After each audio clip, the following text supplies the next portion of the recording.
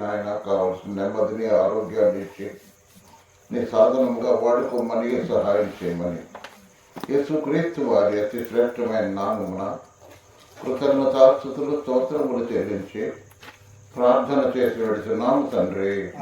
ఆమేన్. ప్రభునందు ప్రియ సహోదర సహోదరులారా, ఇది 9వ అధ్యాయం 9వ వచనం, మొదటి అధ్యాయం 9 నుంచి 12 వరకు చదువుకున్నాం. అందుచేత ఈ సంగతి వినిన నాటి నుండి మేమును మీ నిమిత్తము ప్రార్థన చేయటం మానక మీరు సంపూర్ణ జ్ఞానమును ఆత్మ సంబంధమైన వివేకమును గలవారును అన్నాడు.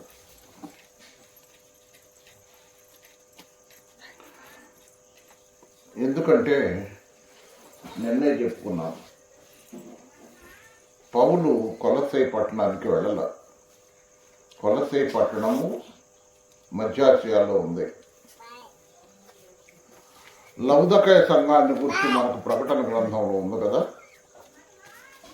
ఆఖరి ఏడో సంఘం. దాని క్రింద భాగంలోనే కొలసై పట్టణం ఉంది. దగ్గరే పక్క పట్టణాలు. అది అంతా మధ్య ఆసియా అంటారు. ఫిలిప్పీ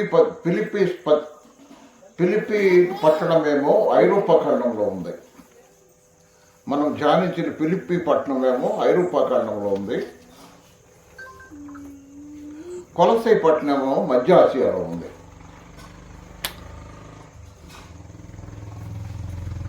కాబట్టి ఈ విధముగా కొలసై పట్టణంలో ఉన్న సంఘానికి పత్రిక రాస్తూ పౌలు అక్కడ పనిచేసిన తమ దగ్గర తమతో పాటు పనివాడైన ఎఫ్రా ద్వారా కొలసైలో సంఘం ఏర్పడిందని చాలా సంతోషించాడు. మొదటగానే చెప్పుకున్నాం, అక్కడ అపోస్తులుడు వెళ్ళలేదు, ప్రవక్త వెళ్ళలేదు, సువార్తికులు వెళ్ళలేదు, కాపర్లు వెళ్ళలేదు. ఒక సహోదరుడు, పౌలుతో పాటు సేవ చేసిన సహోదరుడు తమ పట్టణము లేకపోతే ఆ పట్టణంలో సువార్త ప్రకటించినందువల్ల అక్కడ సంఘము స్థాపించబడింది.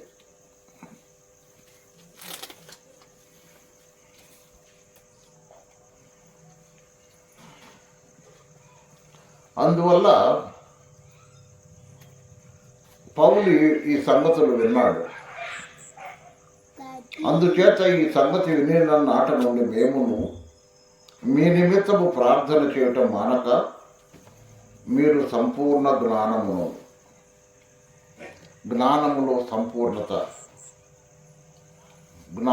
సంపూర్ణత, ఆత్మ సంబంధమైన వివేకం ఉంది, శరీర సంబంధమైన వివేకం కూడా ఉంది. కనుక ఆత్మ సంబంధమైన వివేకం ఉండాలి. ఆత్మ సంబంధమైన వివేకము గలవారును ఆయన చిత్తమును పూర్ణముగా గ్రహించిన వారును.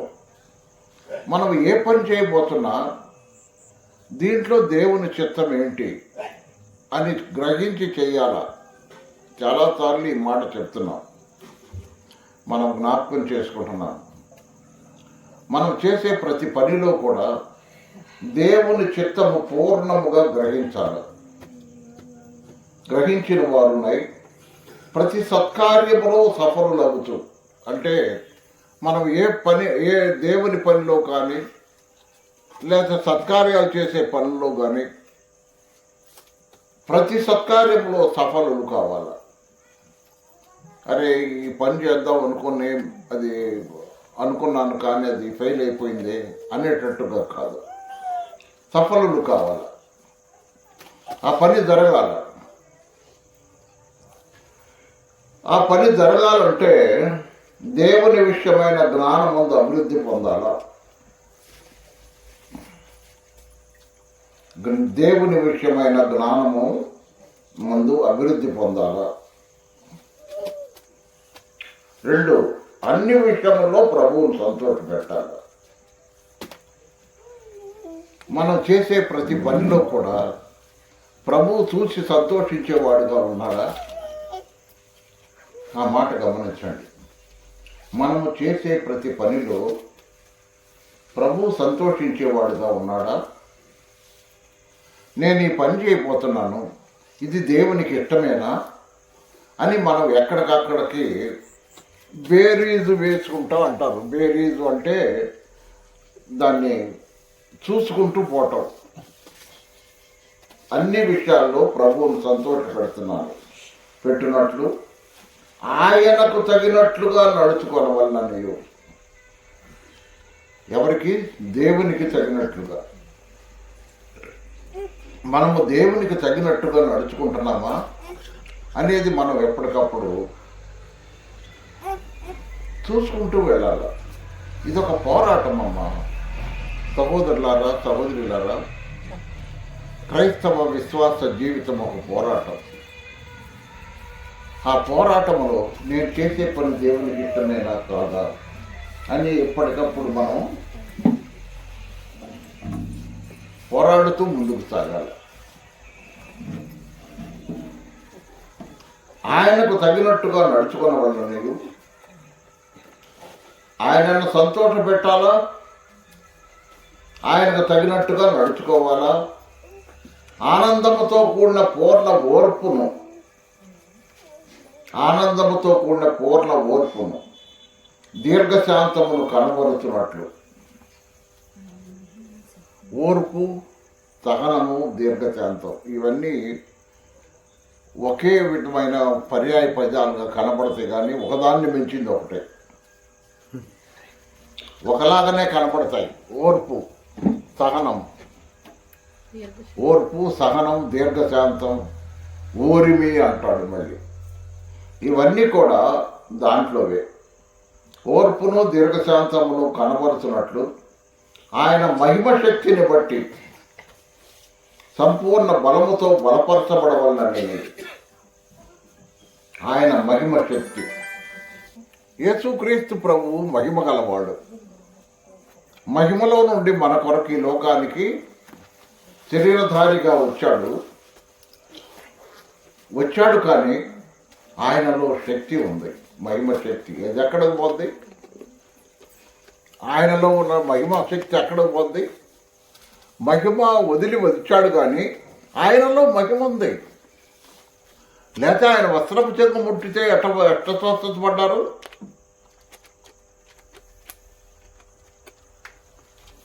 ఆయన నామమున స్వస్థతలు ఎలా జరుగుతున్నాయి? మహిమ ఉంది.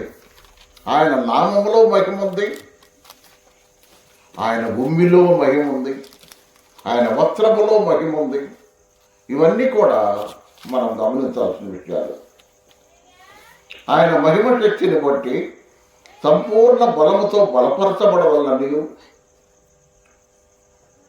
తేజోవాసులైన పరిశుద్ధుల స్వాస్థ్యంలో పారివారమగుటకు. తేజోవాసులు అంటే ఇప్పటికే వెళ్ళిపోయారు, లేక తేజస్సులో ఉన్నవాళ్ళు. అంటే ఆ తేజస్సులో ఉన్నవాళ్ళు, ఆ వెలుగులో ఉన్నవాళ్ళు. తేజోవాసులైన పరిశుద్ధుల స్వాస్థ్యములు. పరిశుద్ధులు ఉన్నారు. పరిశుద్ధులు అనే మాట దేవదూతలకు వస్తుంది, పరిశుద్ధ దూతలని అక్కడ ఉన్న పెద్దలకి వస్తుంది. ఇక్కడ నుండి మహిమలోకి వెళ్ళిన వారికి కూడా పరిశుద్ధులనే వస్తుంది. కాబట్టి తేజోవాసులు అంటే ఈ వాసము నుండి ఈ లోకము నుంచి ఆ లోకానికి వెళ్ళిపోయారు. వాసులైన పరిశుద్ధుల స్వాస్థ్యములో పారివారమగుటకు మనలను పాత్రులుగా చేసిన తండ్రికి మీరు కృతజ్ఞతాస్తుతులు చెల్లించాలి. మనము అక్కడ మనకు ఆస్తి ఉంది. ఆ ఆస్తిలో మనము పారిభాగస్తులమయ్యాం. మనల్ని పాత్రులుగా ఎంచాడు దేవుడు, తండ్రి. అటువంటి తండ్రికి మనము కృతజ్ఞతాస్తుతులు చెల్లించాలి. దేవుని బతిమాలుకొనుచున్నాను, దేవుని బతిమాలుకొనుచున్నాను. సహోదరులారా, ఇక్కడ ఆలోచనలతోటే మనం సతమతం అయిపోతున్నాం. అసలు ప్రస్తుతపు పరిస్థితుల్లో ఉన్న ఆలోచనలతోటే మనం సతమతం అయిపోతున్నాం. ఇక తేజో మహిమలో ఉన్న ఆ పరిశుద్ధుల స్వాస్థ్యములో మనము కూడా పాలి భాగస్థులము కావాలంటే మన ఆలోచనలన్నీ పరలోకానికి వైపు మరలాల. అదృశ్యమైనవి ఉన్నవన్నీ చూడాల. ఇప్పుడు మనం ఇక్కడ కూడుకొని ఉన్నాం, మన చుట్టూ దేవదూతలు ఉన్నారు. అది మన కంటికి కనపట్ల. ఈ కూడిక జరుపుకోవటానికి దేవదూతలు మనతో ఉండి మనకు సహకరిస్తున్నారు. అంటే దృశ్యలోకము, అదృశ్యలోకము. దృశ్యలోకం అంటే ఈ కన్నులు కనబడేది. దృశ్యలోకం అంటే ఈ కన్నులు కనబడేది. అదృశ్యలోకం అంటే ఈ కన్నులకి కనబడనిది. ఈ కన్నులకి కనబడనిది. కన్నులకు కనబడనిది ఏది? మనం ఉన్నాము, లేక నేనున్నాను. నాకు కనబడకుండా దేవదూత నాతో ఉన్నాడు. నాకు కనబడకుండా నాకు కనబడరు, ఉండారు. అది విశ్వాసం ద్వారా మనం గ్రహించాలి. ప్రతి ఒక్క విశ్వాసికి మా ఒక దేవదూత ఉంటాడు అని దేవుని వాక్యం చెప్తుంది. చూడండి,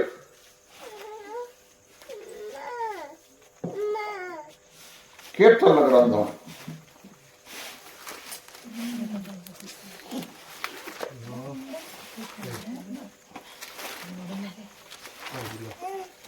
కీర్తనల గ్రంథం 34వ కీర్తన 7వ చరణం. యెహోవా యందు భయభక్తులు గలవారి చుట్టూ, యెహోవా యందు భయభక్తులు గలవారి చుట్టూ ఆయన దూత కావలి ఉండి వారిని రక్షించును. ఆయన దూత కావలి ఉండి వారిని రక్షించును. వాక్యం నమ్ముతున్నామా? వాక్యం నమ్ముతున్నాం కదా. మరి మనతో దూతలు రాడని గ్రహిస్తున్నాం. నీ గ్రహింపు ఉందా? నీతో దూత, నాతో దూత. కాబట్టి ఇప్పుడు ఎంతమంది ఇక్కడ ఉన్నాము? ఇంతమంది దూతలు మనతో ఉన్నారు. ఇప్పుడు అది మన కంటికి కనపడట్లేదు. దృశ్యమైనవి మన ఈ కంటికి కనపడేవి భౌతిక నేత్రాలకు. అదృశ్యమైనవి ఆత్మీయ నేత్రాలకు కనబడతాయి. మా చూస్తున్నారా? నాకేం ఆత్మీయ నేత్రాలకు కనబడతాయి.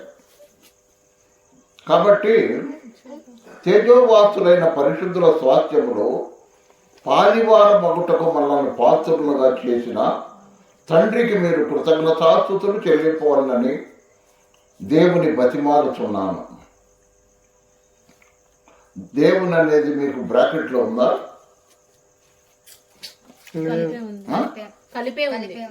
కలిపేసిరా?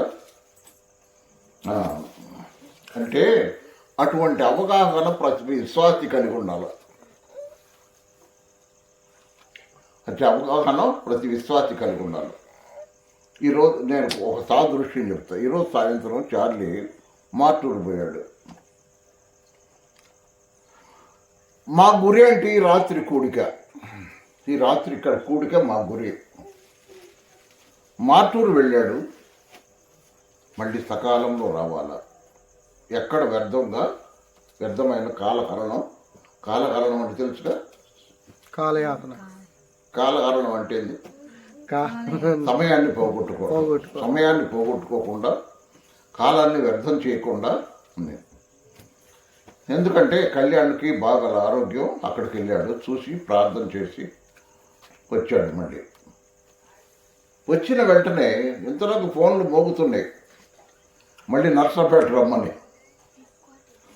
ఇటు నాకు మోగుతున్నాయి, అటు వాడికి మోగుతున్నాయి.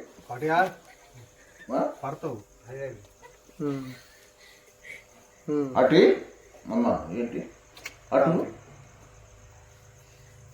అటు నాకు మోగుతున్నాయి, అటు వాడికి మోగుతున్నాయి. ఏంటి నర్సాపేటలో డిశ్చార్జ్ చేశారు దేవిని. మరి ఆపరేషన్ జరిగింది కదా, తీసుకురావటానికి కారు తీసుకొని రమ్మని పొద్దున్న నుంచి అడుగుతున్నాడు. సరే పోతున్నాడు. మళ్ళీ ఏంటి నాకు ఆ అబ్బాయి తిరుగుతున్నాడు, కానీ నాకేంటి ఈ రాత్రి కూడిక. ఈ రాత్రి కూడిక లోపు మేమిద్దరం కలిసి మళ్ళీ కూడికి వెళ్ళాలి. కాబట్టి మనకేంటంటే దేవుని దూతలు మన కాపలా ఉండి సకాలంలో తీసుకురాకపోతే రాలేకపోతే పోయటం రాత్రి ఏమని తెలుసా? రాత్రి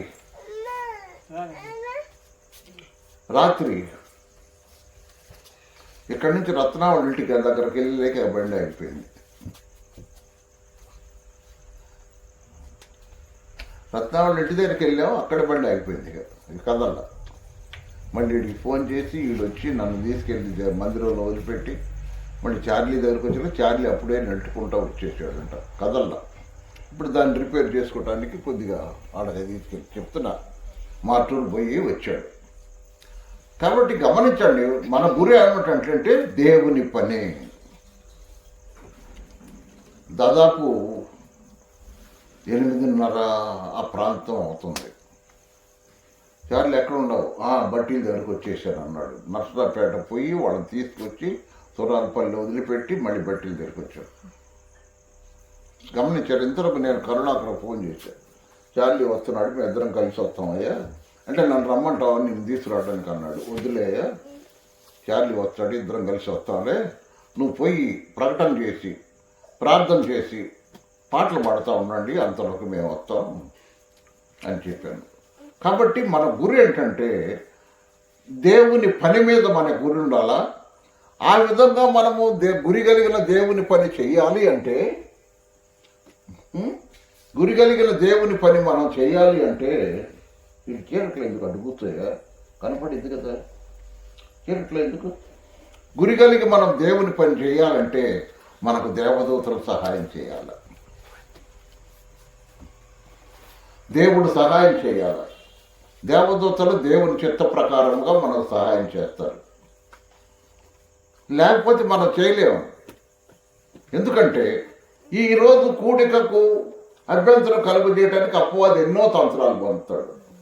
ఇంకో వచ్చాం మేము, కరెంటు పోయింది.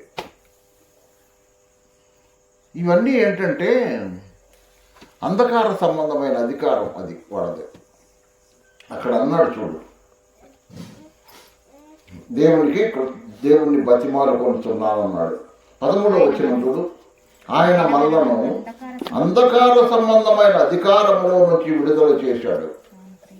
మనము సాతాను యొక్క అంధకార సంబంధమైన అధికారంలోంచి విడుదల పొందిన వాళ్ళం. ఆ అంధకార సంబంధమైన అధికారంలో ఇంకా కొంతమంది ఉన్నారు. అంధకార సంబంధమైన అధికారంలో ఇంకా కొంతమంది ఉన్నారు. వాళ్ళని గురించి మనకు అనవసరం. మన గురేంటి? దేవుని సన్నిధికి రావాలా, దేవుని సన్నిధిలో గడపాలా, ఆయన్ని స్తుతించి గణపరచాలా, కీర్తనల ద్వారాను సువార్త ప్రకటించాలా, లేకపోతే వాక్యము ద్వారా మనం మన హృదయాలను స్థిరపరచుకోవాలా. ఇవన్నీ కూడా మనకి ఒక గురి కలిగిన పనిగా మనం చేయాలి. ఎందుకంటే దేవుడు మనకిచ్చిన సమయం, ఈ సమయం పోతే రాదు.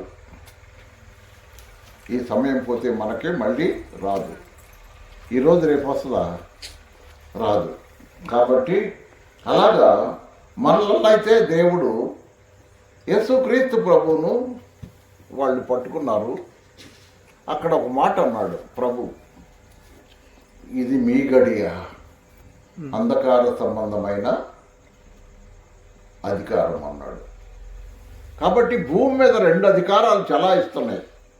ఒకటి అంధకార సంబంధమైన అధికారం, ఒకటి వెలుగు సంబంధమైన అధికారం. మనము వెలుగు సంబంధులము. అంధకార సంబంధమైన అధికారంలో కొందరు ఉన్నారు, చాలామంది ఉన్నారు.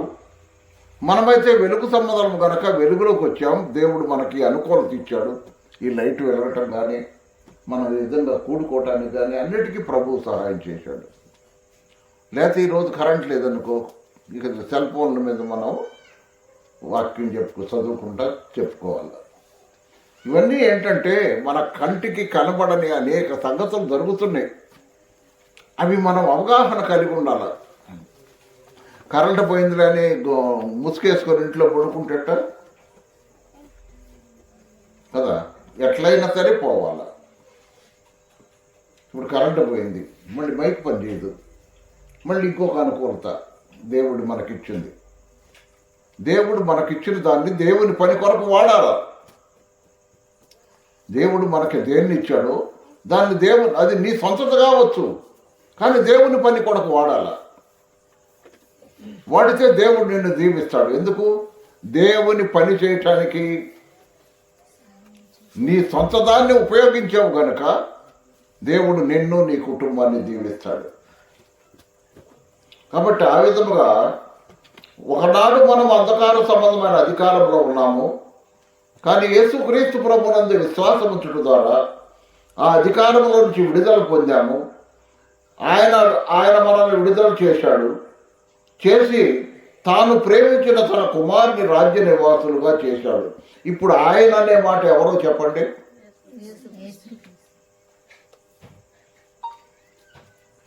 13వ వచనములో బిగినింగ్లో మొదట్లోనే ఆయన ఉంది. ఈ ఆయన ఎవరు? తండ్రి.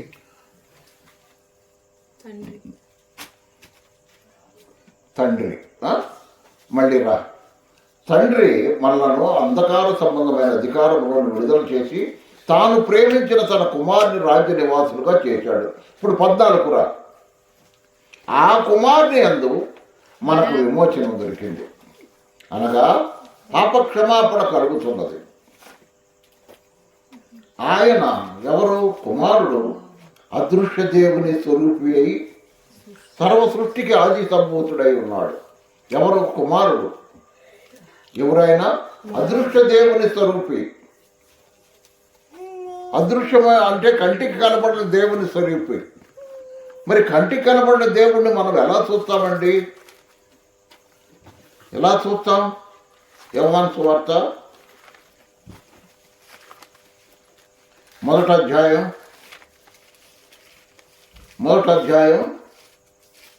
18వ వచనం. ఎవడును ఎప్పుడైనను దేవుని చూడలేదు, తండ్రి రొమ్మునున్న అద్వితీయ కుమారుడే ఆయనను బయలుపరచెను. అది బయలుపరచెను. ఏమంటారు? కదా, చూ కాదు. బయలుపరచును వేరు, బయలుపరచెను వేరు. కాబట్టి ప్రభు అయిన యేసుక్రీస్తు వారి ద్వారానే తండ్రి అయిన దేవుడు ఎటువంటి వాడు, ఆయన ప్రేమ ఎటువంటిదో మనకు అర్థం అవుతుంది. ఇప్పుడు ఆ ప్రేమ మన హృదయంలో పరిశుద్ధాత్మ ద్వారా కుమ్మరించబడింది. రోమాపత్రిక 5:5 కుమ్మరించబడింది కదా. కుమ్మరించబడిన ఆ ప్రేమ మన హృదయాల్లో ఇప్పుడు ఉంది. అంటే ఇప్పుడు దేవుని ప్రేమ ఎక్కడ ఉంది చెప్పండి? మనలో ఉంది. పరిశుద్ధాత్మ ద్వారా మనలో దేవుని ప్రేమ కుమ్మరించబడింది. సహోదరులారా, సహోదరులారా, దేవుని పరిశుద్ధాత్మ ద్వారా దేవుని ప్రేమ మన హృదయాల్లో కుమ్మరించబడింది. అట్లయితే ఇప్పుడు మనం ఏ ప్రేమ చూపించాలా? ఏ ప్రేమ చూపించాలా? దేవుని ప్రేమ అంటే దేవుని ప్రేమకు ఒక మాట చెప్పు. శత్రువులను ప్రేమించటం. ఏంటది? శత్రువులను ప్రేమించటం. అది దేవుని ప్రేమ. సహోదరులను ప్రేమిస్తావు, సహోదరులను ప్రేమిస్తావు, సేవకులను ప్రేమిస్తావు, నీ తోటి వారిని ప్రేమిస్తావు, నీ బంధువులను ప్రేమిస్తావు. కాదు.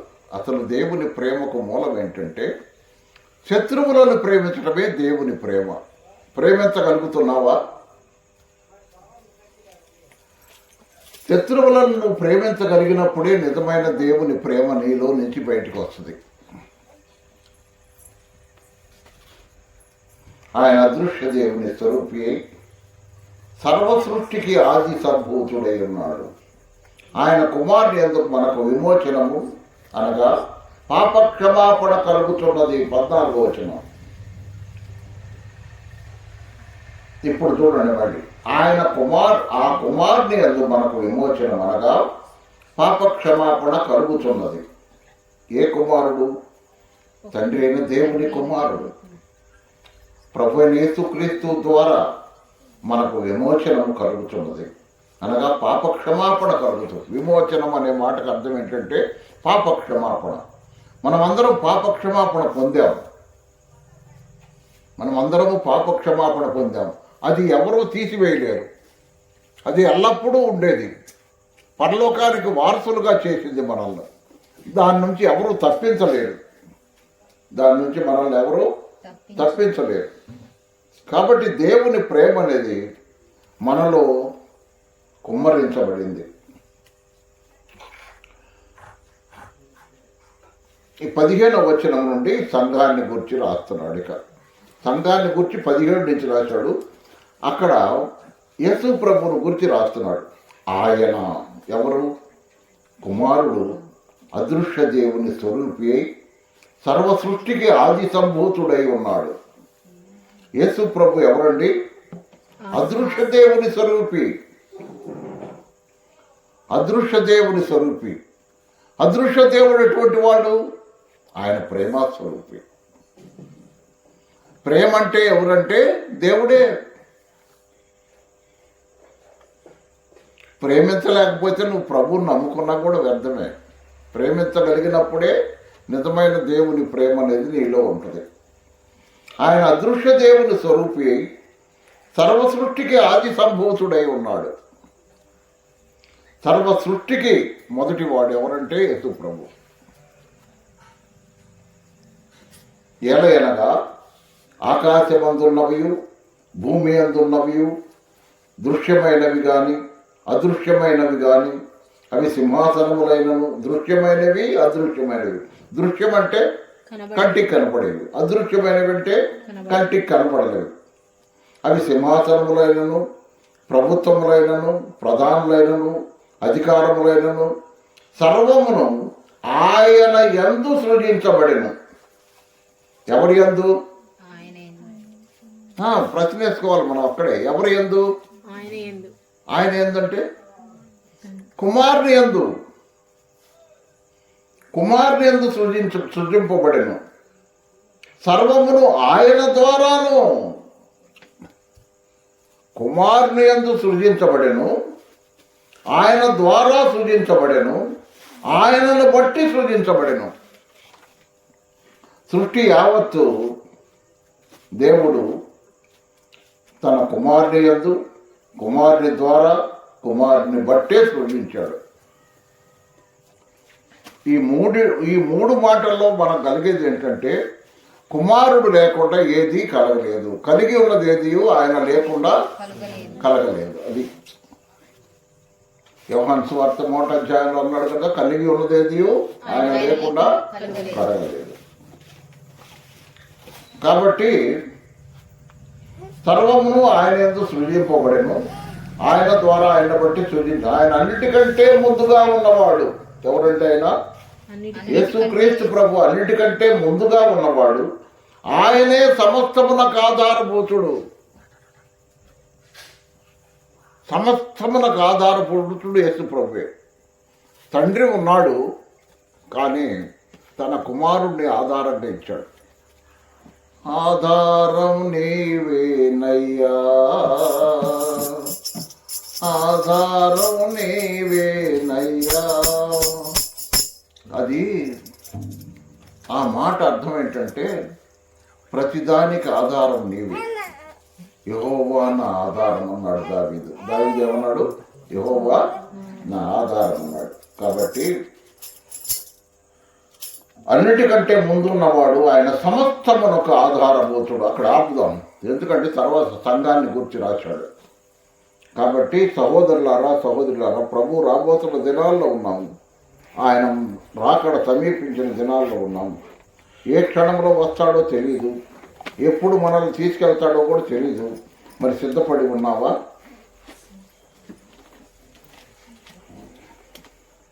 నన్ను విడిచినను సిద్ధపడుమా ఓ సంఘమా క్రీస్తు వచ్చు వేళ క్రీస్తు వచ్చు వేళ